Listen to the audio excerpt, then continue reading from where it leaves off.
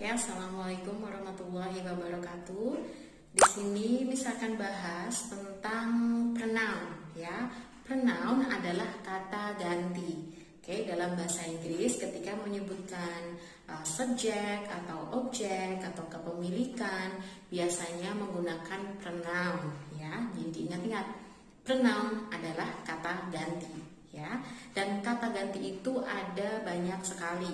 Oke.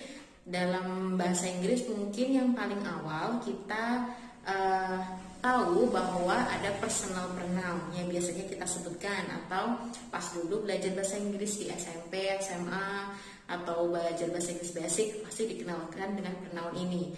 Contohnya ada I, ada you, ada she, ada he, ada it, they, we.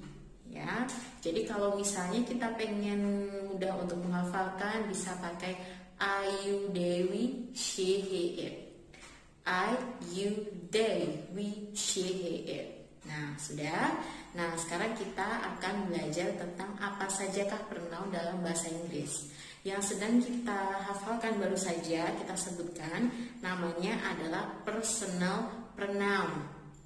Ya, yang biasanya berposisikan sebagai subjek, begitu. Nah, berarti di sini kita tahu ketika kita akan buat kalimat pasti dong ada subjeknya. Nah, kita pakai personal pronoun itu tadi, ya.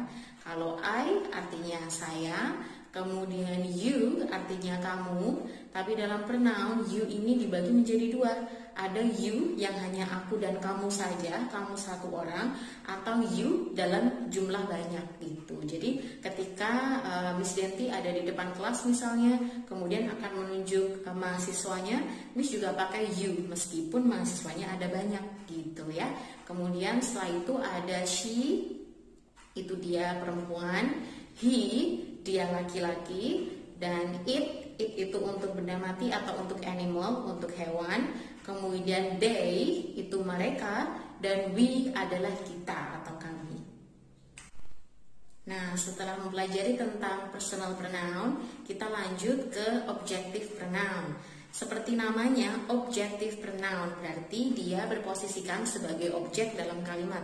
Entah itu indirect object atau objek tidak langsung, atau direct object atau objek yang langsung gitu. Nah, kita awali dengan I. I itu bentuk untuk objektif pronounnya adalah me. Oke, I dan me. Kemudian untuk you, objektif pronounnya tetap yaitu you. Oke. Kemudian untuk they, objektif pronounnya adalah them. Oke. Untuk we, objektif pronounnya adalah us. Oke. Kemudian untuk she, objektif pronounnya adalah her. Untuk he, objektif pronounnya adalah him. Dan it, objektif pronounnya sama, tetap it. Nah, untuk kalian yang bingung bagaimana cara membedakan antara personal pronoun atau subjective pronoun dengan objective pronoun. Nah, sebelum kita lanjut ke pronoun berikutnya, kita akan bahas perbedaan dari kedua pronoun tersebut. Oke, untuk personal pronoun yang I tadi posisi sebagai subjek dan me posisinya sebagai objek gitu. Kemudian you juga walaupun bentuknya sama, dia posisinya sebagai subjek dan you satunya berposisikan sebagai objek. Misalnya Miss akan buat sebuah kalimat yang simple gitu ya. Misalnya saya menyukaimu. Ya, saya menyukaimu.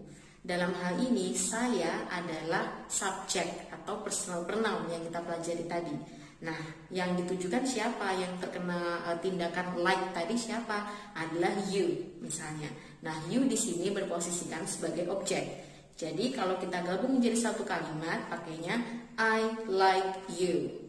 Oke. Nah, misalnya kita akan buat sentence-nya dengan subjeknya misalnya sama dulu ya. Kita pakai I semuanya saja. Jadi kita tidak pakai personal pronoun yang lain dulu, nanti kalian bisa buat sendiri untuk personal pronoun yang lain, tinggal diganti saja. Nah, untuk yang kedua misalnya saya menyukai mereka. Nah, jadinya I sebagai subjek, like sebagai verb, I like mereka itu adalah objek. Jadi kita pakai yang them. Ingat, yang them, bukan yang they, ya. Karena them di sini posisinya sebagai objek. Jadi kalimat lengkapnya adalah I like them. Oke, I like them. Nah, seperti itu. Kemudian lanjut, ketika saya menyukai, kalau saya menyukai kita, kok aneh ya, kita ganti sedikit ya. Misalnya kamu menyukai kita.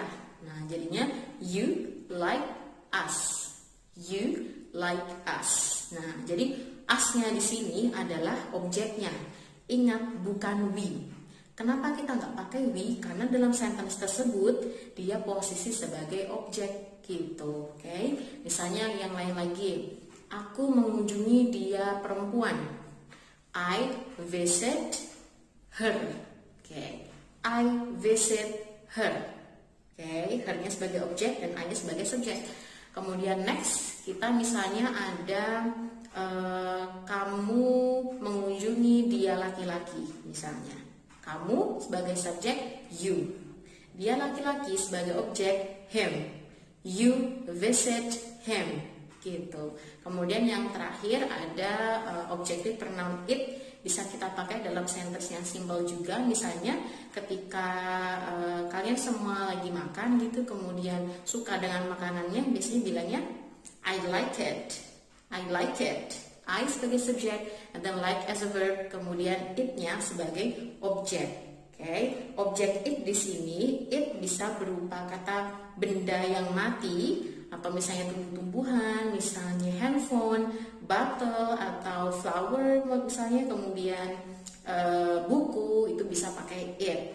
Ingat ya, karena it ini hanya satu, jadi pakainya buku yang hanya satu. Kemudian botol ya botolnya satu gitu ya. Kemudian untuk animal juga bisa, untuk hewan-hewan juga bisa gitu, untuk menggunakan it. Oke, sampai sini sudah paham artinya subjective pronoun atau personal pronoun dan objective pronoun, dan bisa kita menggunakan kedua pronoun tersebut dalam sebuah kalimat. Nah, sekarang coba kita buat kalimat tersebut ya. Silahkan tinggalkan komentar atau bisa dikirimkan lewat Google Classroom atau WhatsApp Miss Denti untuk pembelajaran lebih lanjut. Oke?